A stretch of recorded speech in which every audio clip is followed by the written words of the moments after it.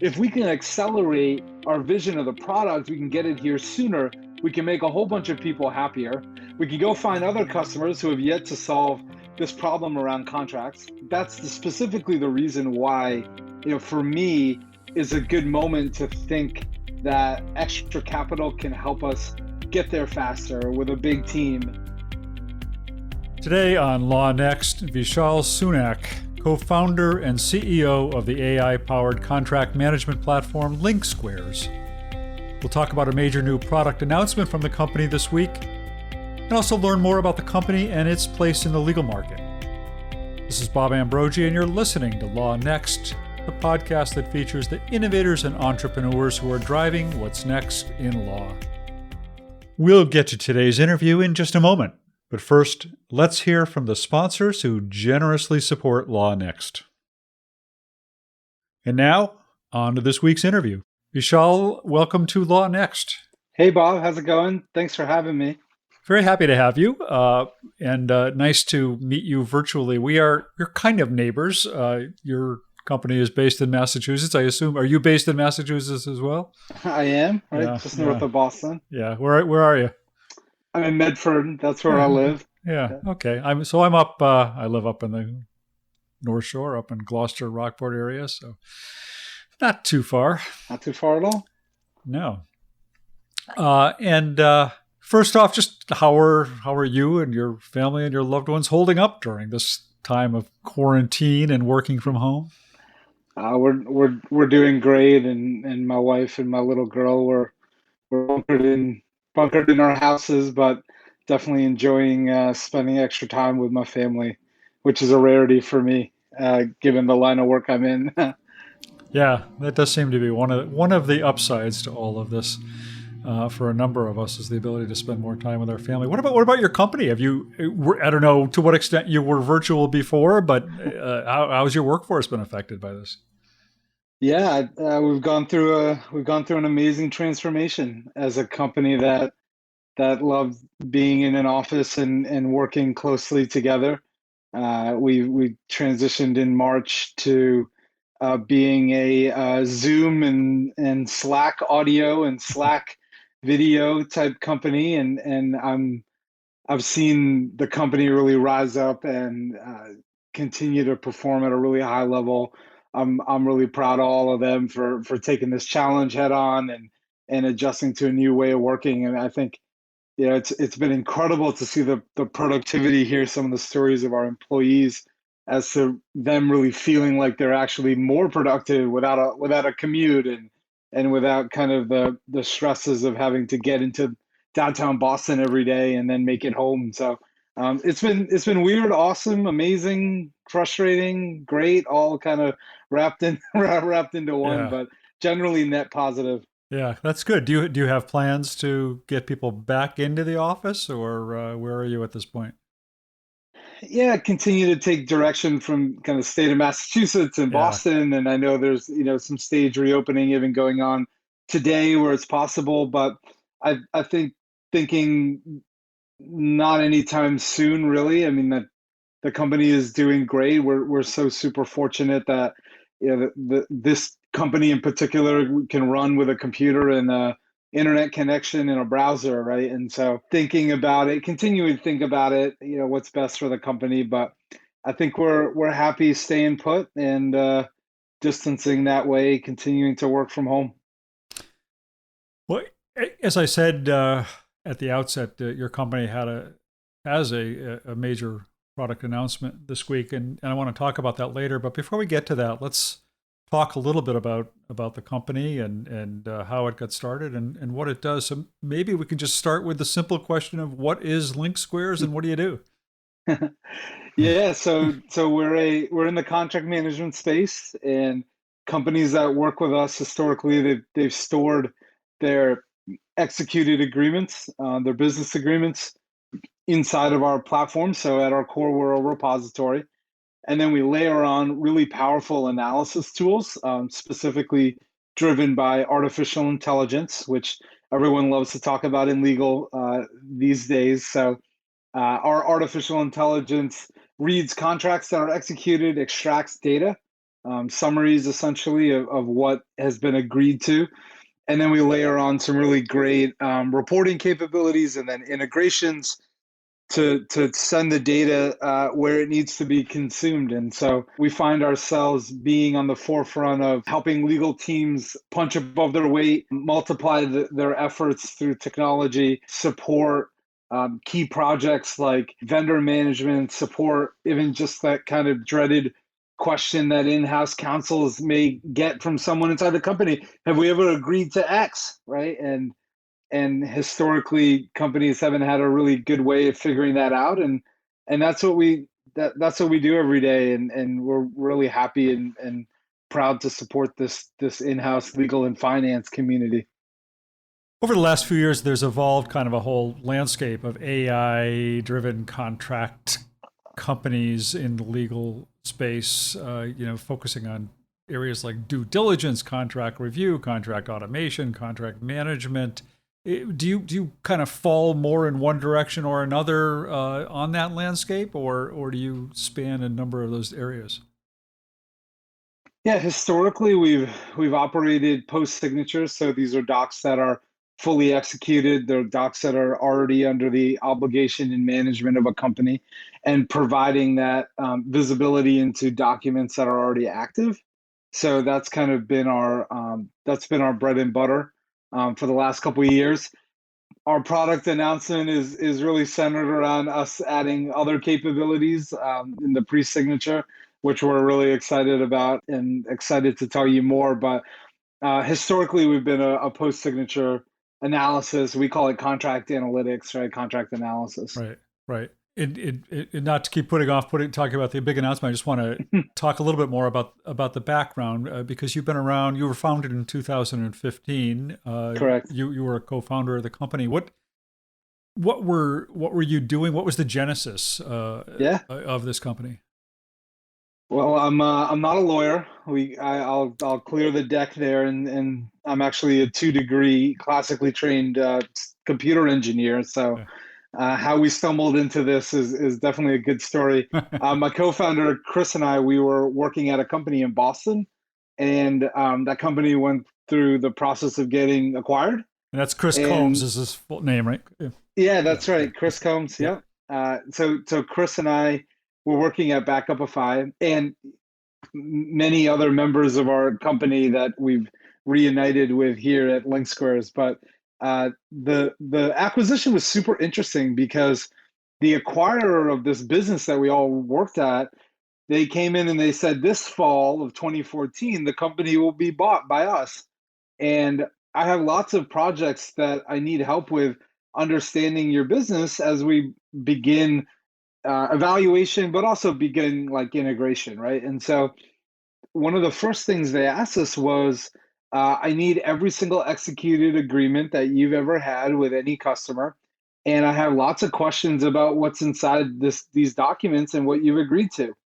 And one of the things that they were most interested in, firstly, was changing the infrastructure provider that we used for our web application. So we're a backup company. We're backing up G Suite. We're backing up Salesforce. We're backing up Box. We're backing up Dropbox. We're using Amazon's infrastructure to do that. And you can imagine it's pretty costly because of the convenience of using AWS. The company that bought us was also a backup company, but they're much further along and much bigger. They had their own data center. They didn't want to pay AWS's bill that we were receiving for this Yeah. service. And they asked the question, which customers' data can we move without their permission? Because it's a big cost cutting for us. And having an operations type of role myself inside of the company, I had played around in marketing ops, I played around in sales ops, I'd help in finance ops, and I was a good fit to kind of like help. And what did we figure out? We didn't track one piece of data about what was negotiated in terms of a contract. And I'd say, I don't know, 3,000-4,000 agreements had been redlined, or we had inherited third-party paper to work with really large brands like Netflix and Whirlpool and Financial Times. And the reality is the answer to this question is impossible to gather on a couple week time Right. frame, Yeah. a month, or even a year, right? It was impossible. And we didn't know where all the docs were. A lot of them were scanned PDFs. The majority were, right? Right. And the answer to this question felt impossible. I went and I looked at tools in the market, and that was one of my jobs at this company in Boston, was to buy tools and implement them. I think I implemented like $1 million worth of tools in my time there. Yeah. And what did I figure out? I mean, contract management's not a new space. A lot of the technology had been focused, this is like 2014, right? This 2015. A lot of it had been focused on pre-signature type of actions, like contract automation, like drafting, workflow. But this is like a completely different problem. This is like post-signature, like these docs are already signed. I mean, I'm not trying to make a better, faster process to get to yes. I actually need to know what flavor of yes I'd already agreed to. And so we felt that like this is a light bulb moment. We went through something firsthand. Didn't feel like there was a lot of tools solving this problem. Felt like a pretty big business need, and that's how the company got started. Just started talking to general counsels, learning about their plight, learning about what tools they're using, and that's how the company got started. And it's been an incredibly fun ride to ride this with Chris. Yeah, or on M&A due diligence. I mean, around that time, there were a number of AI companies starting up that were kind of focused more on the due diligence part of it, but not the contract management part of it. Yeah. So that's it. So you guys left Backupify and set off to do this on Yeah, your own. exactly like we drew it up. Now I it's the journey as a founder, it manifests in all different ways, and so we decided that understanding this buyer was something that we really needed to sink our teeth into, because I was not a lawyer, neither was Chris. But the company that we worked for, Backupify, didn't have a general counsel, and so I didn't. I started knowing zero general counsels, and then that number had to increase to like knowing a couple hundred of them, and like figuring out like who they are as people, what do they care about, what are the problems they have. So it was pretty much, I'd say, a good year and change of like customer discovery, where we went out and essentially talked to as many general counsels, talked to a lot of CFOs, started to learn the landscape, learn what technologies they're using, and so we worked on it for a little while, kind of nights and weekends, and then kind of January 2016, we were both like full time in it, and headed out on this new direction. Yeah. Were you also kind of simultaneously building the product as you were having those conversations with general counsel and getting to know them? Yeah, absolutely. So Chris had done a lot of the kind of upfront. Yeah, I mean, you need like a good pair, like a pair of founders is a good thing to have, right? Right. And you diversify your skill sets, and so Chris had some great skills around just kind of doing upfront initial discovery and sales, and so he decided he wanted to go full time on this idea a little bit sooner, because it was hard to talk to people, having a full time job when you need to talk to people during the day, right? And so I ended up being on the product and engineering side, and figuring out, and translating the customer feedback into product requirements. So I endured with a kind of a full time job and working on this like weekend warrior status and every night, right? And then eventually we just kind of reached so much momentum and so much information that I couldn't miss out on anymore, not being there in person during the day. And so that's when I ultimately made the decision too, that it was time to go for it, and we haven't looked back since. So from what I read about your origins, you guys bootstrapped this company at first. How did you start to kind of make your way into the market and start bringing in sales? Yeah, through my journey through the Boston tech ecosystem, I've had the pleasure of learning a lot about B2B software companies through a ton of experts, ton of great experts, people I admire. And so some of the teachings and learnings that I had absorbed around like proactive outreach to like someone in a target demographic or target persona was particularly useful. Like when we got started and we knew zero general counsels, and for the feedback side of it, and also ultimately for like sales, like how do you go from nothing to something? Well, you start generating your own demand, right? And even like back then, man, like I think one out of every five people knew what we were talking about. We start talking about post-signature contract analytics and where you store your agreements, and there was a market that also needed to be educated. So we just started proactively reaching out with a message over email that was very similar to, hi, my name is Vishal. I worked at this company called Backupify, and we had a lot of pain around not knowing what was inside of our contracts, especially the executed ones. You look like Backupify as a company. You're a general counsel. Maybe we should chat. I mean, it was as basic as that. It's gotten much more evolved now, thanks to more experts we've hired in the company. But that was it. That's how we got started. And so we started doing that kind of 2014 and 2015, started doing that, and by 2016 April we had our first customer, and then we were kind of off to the races thereafter. But Yeah. yeah, it's a humble kind of a humble story. You don't get anything for free. You got to go earn it all, and learn, more importantly. Yeah. You're still here, so I assume that resonated with some of the people that you were calling. I mean, what are, It did, yeah. yeah. I mean, how has your customer base grown or evolved over these past 5 years?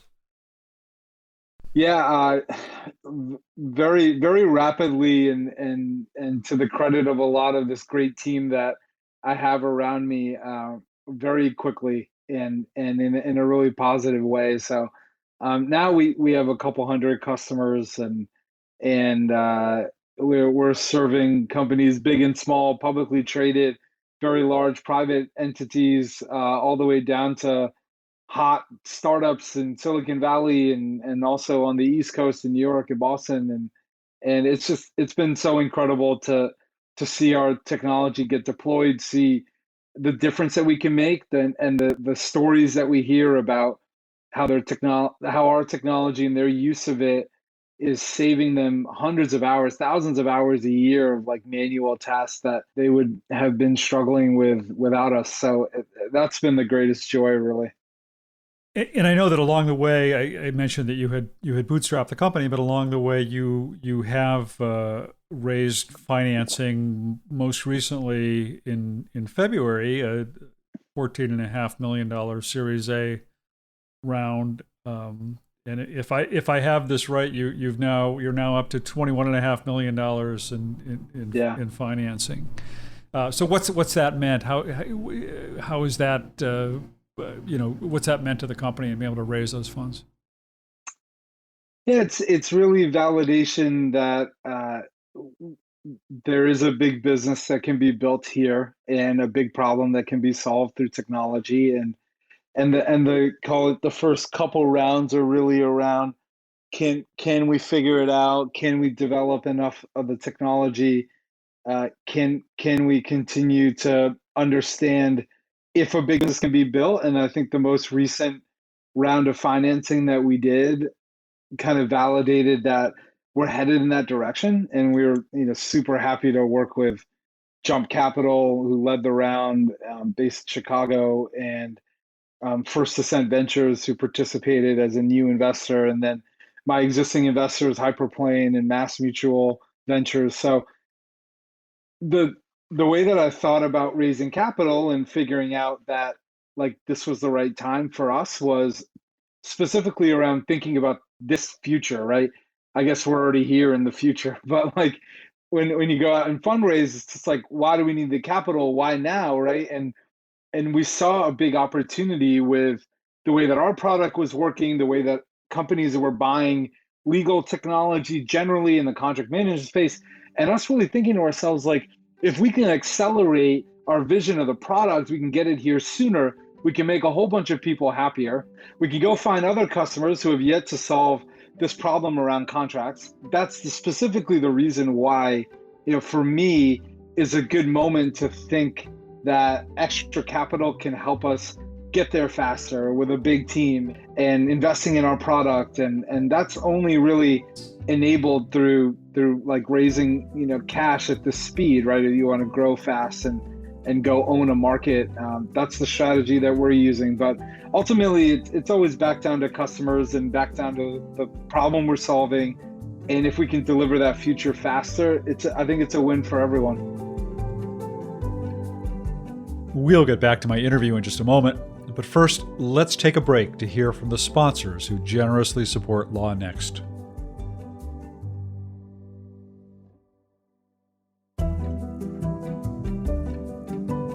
And now, let's continue this week's interview.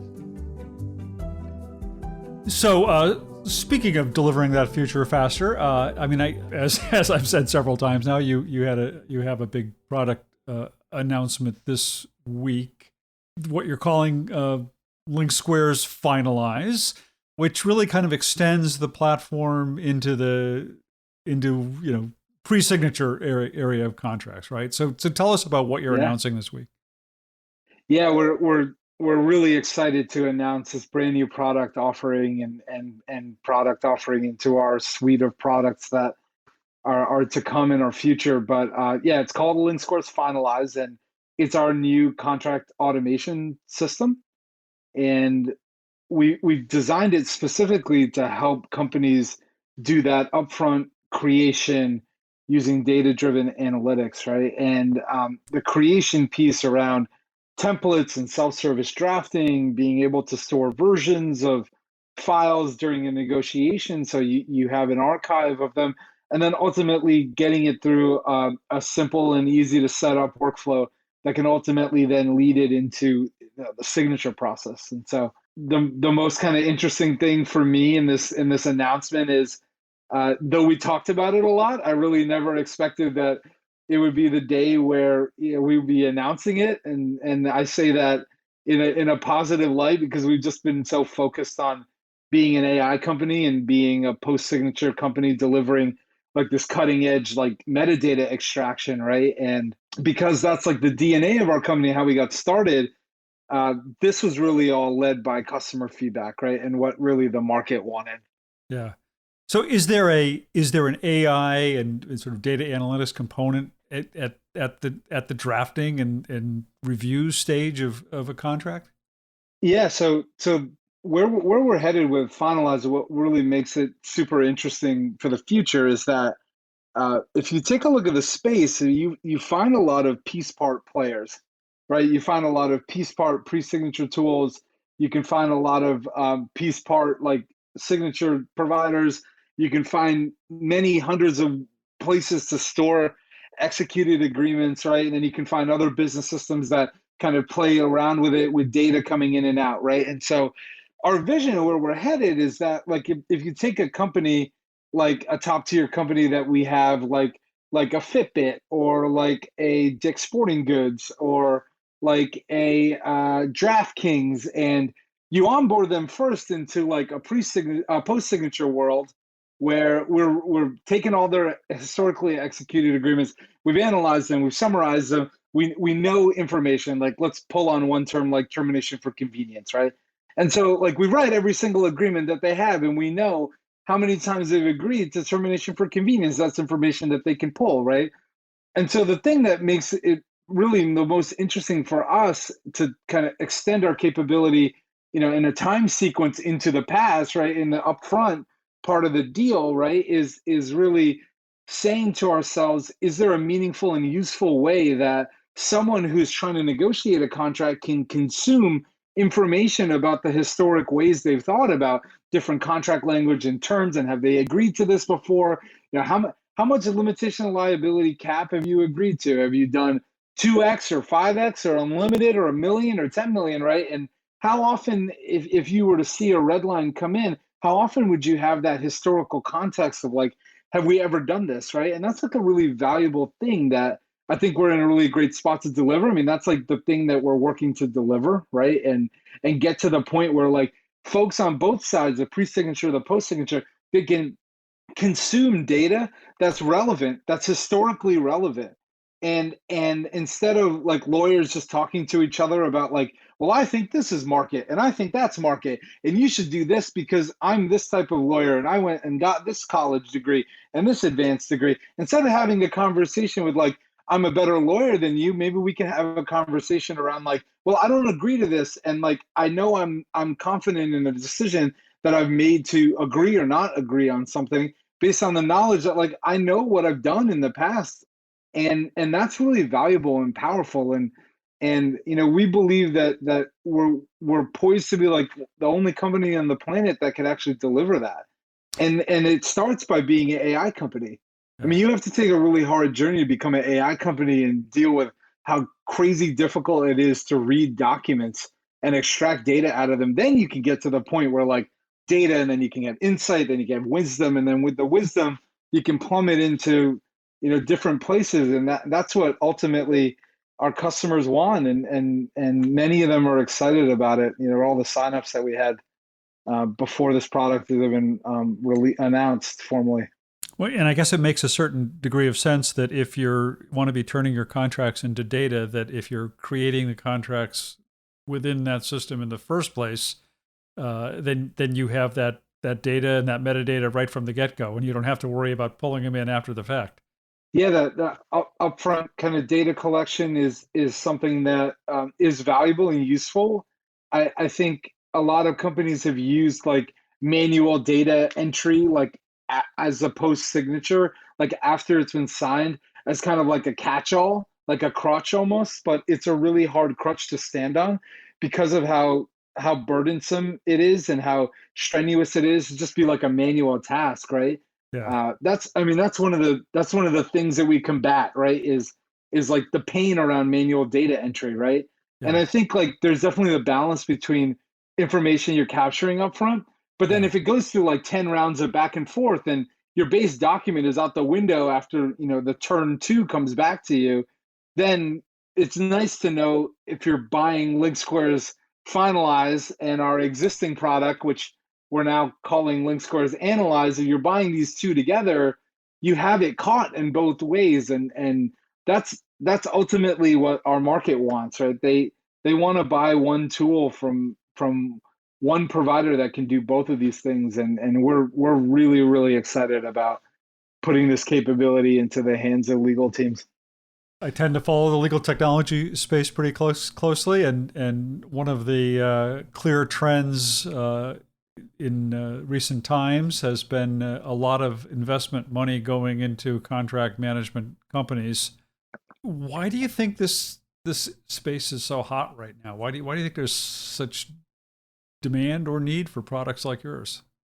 Yeah, I think it's the last frontier of a company's org chart, and I say that in a way that is positive in the sense that it's untapped, and most legal teams have not implemented 30, 40, 50 pieces of technology like their peers in sales and marketing and engineering yet, right? And I think there are companies that are looking at the opportunity, they're looking at the problems, and they're saying to themselves, technology can definitely help, right? And it's been amazing to see the types of creativity, innovation coming out of legal tech companies, and thinking about how they can help the ultimate customer, right? The general counsel or the CLO and their team operate more efficiently and operate better. I think also coupled with like the rise of legal ops as a function, it's I say this in the nicest way. It's probably where sales and inside sales teams were like 10 years ago, right? Where they're just getting like sales operations. Now you can look at a B2B software company and you couldn't imagine running a large inside sales team without sales operations, right? And I'm hoping that years from now, and that future may even be sooner than we think, you couldn't think about running a sophisticated modern legal team without a legal operations function, right? To assist in technology vetting and implementation and support to the lawyers. And some of our biggest and best champions are the legal ops folks that are responsible for the care and operation of a larger legal team. So I think it's the last frontier of the org chart, and we're really excited to be a part of it. I mean, you came into this space 5 years ago without a lot of familiarity, with legal broadly, and I'm sure you've learned an awful lot in 5 years. How do you think this market has evolved just in that time, and where do you think it's heading going forward? I think the market's evolved through a lot of education by a couple of great communities like Tech GC, like Association of Corporate Counsel, like Corporate Legal Ops, right? And getting people on the forefront of thinking differently, right? Thinking about the future, think about modernization, right? We've surely seen it. I mean, I think I alluded to this in another question that you asked me, which was like when we first started, people were like, "Wait a second, I store my contracts in like Dropbox or Box or Google Drive, and it's fine." But then when you really start to unpack, like, yeah, but like, how often can you get answers out of them when you need it? And like, how often are you spending time reviewing contracts manually? And then all of a sudden you start to uncover it, and people are sort of like self-discovering, like, oh yeah, I get it. Like just storing it in the cloud isn't enough. Like maybe there's something else I can take advantage of and make my job easier and make my ability to perform my job at a higher level much easier, right? And so that for me is the greatest evolution I've seen. I think as it comes to the future, I think there's going to be a war cry in the market for tools that can seamlessly work together, or platforms like ours, right? Our new suite, right? Our new suite of products is specifically geared to a company that can just buy lots of capability from one provider and everything just works together, right? All right. And the LinkSquares contract suite is really what we're calling it. And there's a reason why, because I think in the legal function, it's different than like say in the sales function where like Salesforce.com is like the common technology and platform that almost every company you can think of runs on Salesforce. So like all the adjacent companies that connect to it, they've formed like a unique sort of ecosystem. I don't think that's there yet inside legal, but I think maybe it'll get there where we're all kind of operating out of like a common framework, right? And maybe that'll be the case, or maybe it'll never be the case. But a lot of the learnings about other departments, other technologies are super fascinating to see if that'll happen inside the legal world. I know we're always excited about thinking about the future, given the opportunity. Yeah. Uh, One other question, I guess, about the future, maybe the short-term future, maybe the long-term future. But I mean, as we speak, we are still here in the midst of this pandemic. Maybe we're starting to move a little bit beyond it, but most of us are still in quarantine, working from home. What do you think the impact of this will be on your customers, or on the kinds of businesses that are your customers? Do you think that this is going to affect them at all? I mean, with particular reference to how they manage their contracts and work with their contracts. Yeah, we've been saying recently that knowing what's inside all your contracts and having pinpoint accurate data about things like vendors that are renewing and auto renewing and with static price increases and not really knowing when these contracts are up for expiration. Like if that was a problem before, and hopefully you've then purchased LinkSquares, you now have a handle on it now, maybe even ahead of this crazy downturn where if your business had gone through some struggle, this tool can be really valuable for you, right? The tool that we have. Uh, Force majeure is now like something that is on the tip of everyone's tongue. I think maybe it was a clause that people would like look over quickly and just be like, Mhm. act of God. Like, what are you talking about? This is an act Yeah. of God, right? Like, now it's all of a sudden becoming like, oh man, we put $1 million sponsorship into this trade show, and am I going to be able to get my money back? Like, what does the force majeure clause say, Right. right? And Yeah. and is that now part of my playbook in the future, where I think about like, God forbid anything like this ever happens again, I'll be better prepared. But in order to prepare for the future is like reflection on kind of the things that you've seen and done already. So That's definitely a hot one. And then kind of on the new business side, it's like if not knowing what was inside your contracts before COVID-19 happened, then surely now you must be feeling much worse about the state that you're in. So how can we help, today, right? And we get lots of customers coming inbound and asking for help, and it's an honor and a privilege to help them during this time. Well, before we wrap up, anything else? Any final thoughts? Any further thoughts on anything we've talked about, or anything else you wanted to bring up during the show? Yeah, thanks for having me. And like I had mentioned, today is a great day for the company, and announcing that the LinkSquares contract suite is alive and well, and the first new product that we're launching is finalized, and that's going to take care of some of the pain around the pre-signature and document drafting and versioning and approvals. And we're excited to continue to upgrade it, and look forward to showing it to you when it's alive and out in the wild sometime soon. And thank you for having me. Well, congratulations on this week's launch. Congratulations on your recent financing news, and wish you continued success. And most importantly, thanks for taking the time to be with us today. I really appreciate it. Yeah, Bob, thanks for having me. Take care. Be well.